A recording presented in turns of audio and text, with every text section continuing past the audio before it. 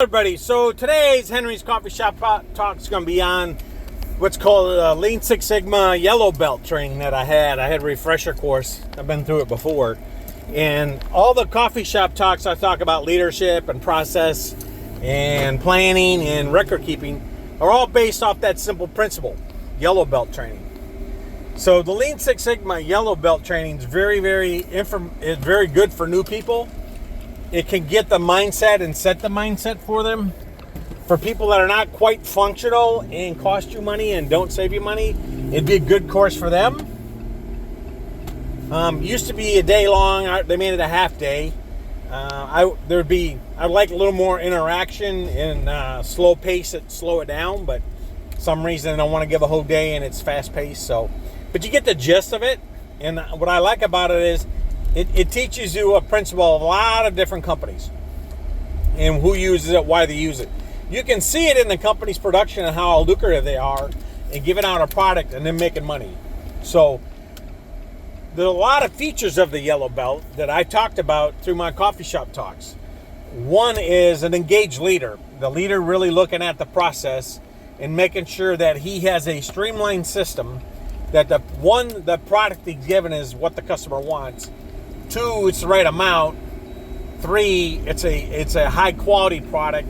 4, you're efficient producing it, not wasting manpower. And there's a lot of companies out there you can go watch their model and see why they're very lucrative. I'm not advertising for McDonald's, but I'll throw them out there. So if you watch the movie, The Founders of McDonald's and how it started, you understand how they looked at all that. They looked at all that Lean Six Sigma Yellow Belt training stuff, and they looked at how their restaurant was going to function. How do you get a product in raw from scratch from the market and then turn around and give it to the customer? How do you do that in a timely manner with a quality product and a price and with speed and efficiency that people will like? And they did that. They mastered it. That company's been around for decades. Other companies have followed it, try to copy it, probably use it. I don't know if they do or not. Nice thing about it is they try their different product lines, but companies like that big that really have it down pat, that actually followed that Yellow Belt training, are something that you as a leader should really take a look at and figure out if you're that efficient and where are your problems, why you're not that efficient. You'll find out as a junior leader, there's attributes you're missing and things you could use that can make you very efficient, make your people very happy, because humans like a product. They like to say they accomplished something. If they sit around and spinning their wheels and they watch you as a leader be inefficient, it affects them and in a negative way. That's just the way humans are. They talk about it, they'll hash over it, it'll get worse and worse and worse. But in order to be an effective leader, supervisor, manager, whatever you want to call yourself, that's good training to occasionally rehash maybe once a year and bring you back into focus. Step outside the boundary and look at how you're producing. Is it efficient? Is it what people are asking for? Is it quality? Is it cost effective? Why you if you got a 25% overhead set on your product, why are you at 40? Sometimes it's your process. You got to go look at it. You got to go look at how are your people being efficient at the process? Are they happy at the process? Is it effective for them? And you may find your weaknesses by stepping back and observing that and looking for that problem. If you don't do that occasionally as a leader, then you'll fail. Is your workspace clean? Is it organized? Does it make sense? Do you have the material? Is the material located smartly? Is it organized smartly? Or is it just laid out chaotically and you're going to send somebody out there and you don't care, you waste 12 hours digging through it trying to find it? You of anything you own as a leader, your stuff has to be organized in a manner that's efficient for your employee to go get it. If you got to go do a job and you got a ticket order in for it and the material is skewed all over the place, it makes no sense, no rhyme or reason, and then you're going to pass the work on to, let's say you have a second or third shift, you're going to become inefficient across the board, right? First shift will be inefficient, the second will then beg third, and then third turn around and send it right back to first shift. So you have to organize your stuff to where it's efficient and makes sense. You have to organize it to where you're not the only one that knows what you need and your people know where to go to fetch it, and they can do it in a timely manner. You have to do that. If you're not, you need to take a step back and look at your process. Is your shop organized? Does it make sense? Is it laid out right? Do you have trash laying around? Do you have stuff you don't use laying around?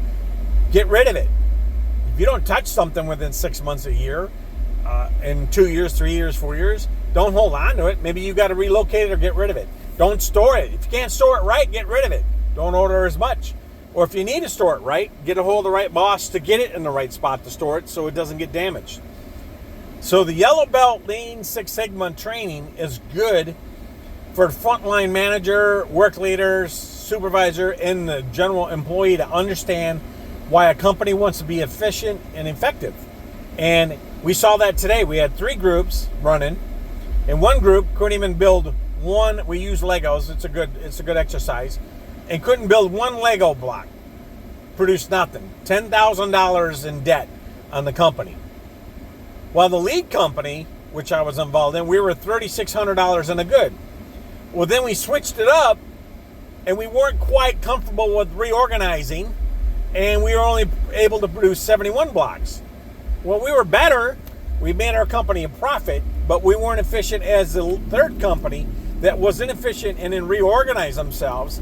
Got a little bit more training than we did. They gave them a little more heads up, more training than we did, just to prove a point. They went from the bottom after reorganizing and restructuring, and they produced 95 blocks. So they went from 0 to hero, right, after being reorganized and supervised differently. So they re-supervised all 3 gangs differently, and the gang that was doing the worst got the most oversight, got better instructions, and then they outproduced the other 2 gangs. So it's possible, but you as a leader, you have to be able to identify that and understand that you're not as efficient as you could be, and watch your people.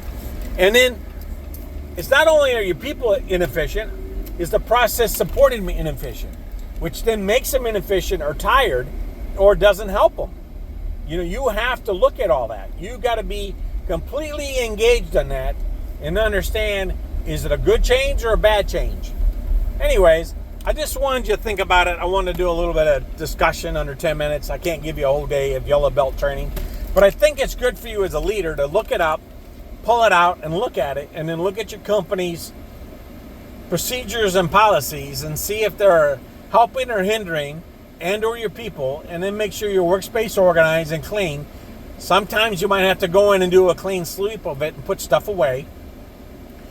A disorganized shop can lead to disorganization and production also, and unhappiness. So it's kind of a balance. But anyways, I just wanted to talk about it, maybe share it with it, and somebody might listen to it and say, hey, you know, I need to go look up this training. I might learn something. I think it's good for anybody to look at it and understand the mindset and realize how efficient you can be or be better if you just did a little bit of this, a little bit of that. You'd be amazed. Anyways, God bless everybody.